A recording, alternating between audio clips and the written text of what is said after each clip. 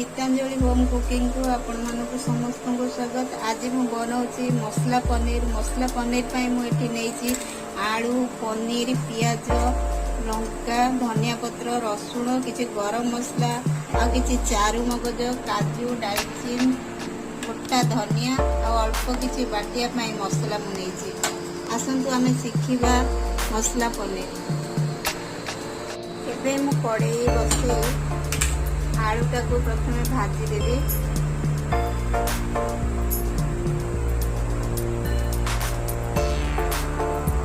कड़ाई हमर गरम हो गलानी मुझे तेल पकाउछि।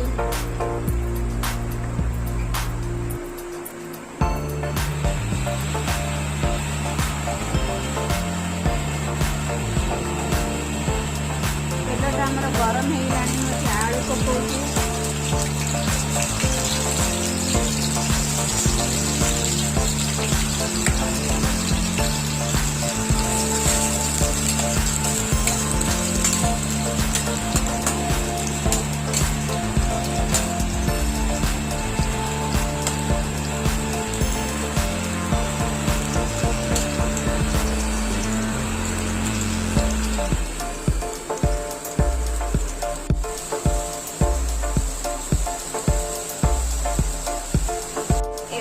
आलू गुड़िक भाजी हो सारा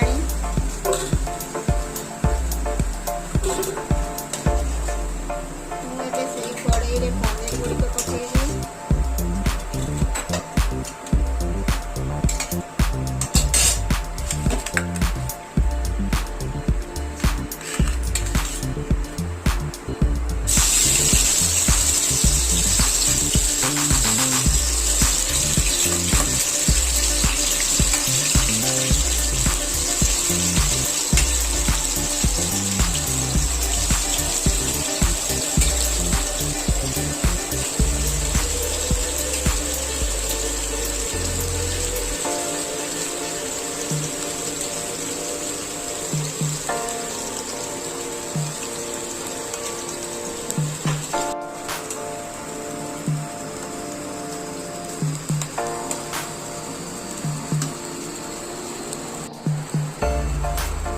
एबे हमर पनीर भाजी हो गलानी।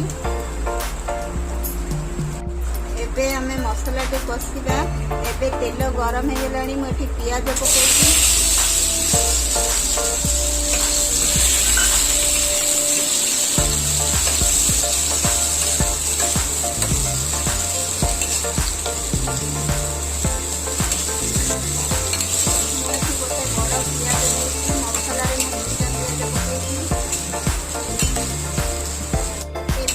पियाज भाजी हो सारा मसला पकेबी।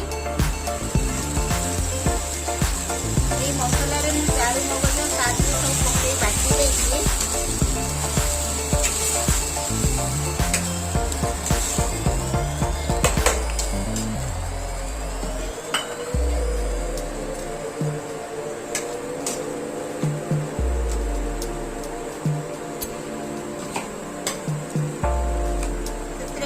हलदी गरम मसला मु आधा चमच पकईछि।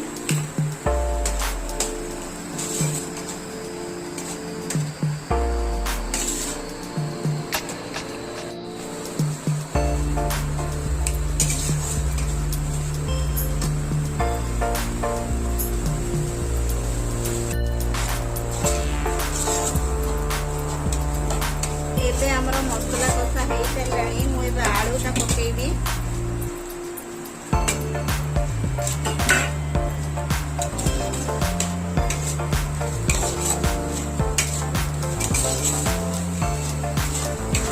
गोटे चमच लुण पकाउछि। एबे हमर मसला कषा हो सारा मुझे पनीर पकाउछि। पनीर को मुझे अल्प समय भाजी।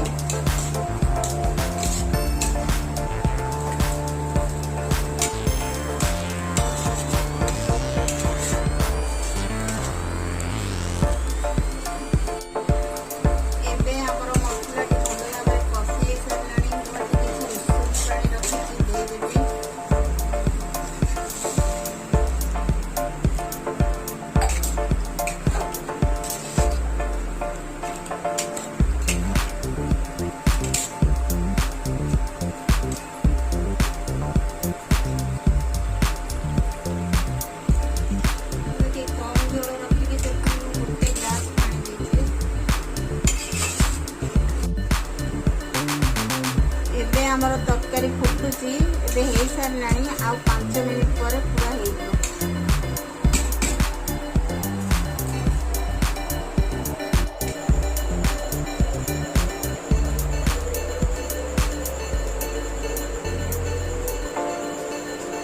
एबे आम तरकारी हो गलानी किसी गरम मसला गुंड पकई दउची आ अल्प किसी धनिया पत्र पकई दउची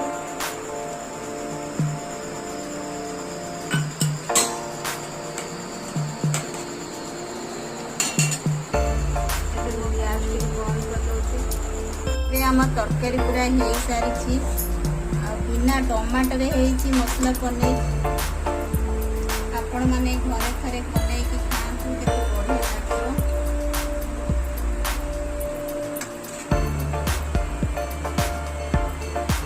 जदि आपको मो रेसिपी भल लगुच आप सब्सक्राइब करूँ लाइक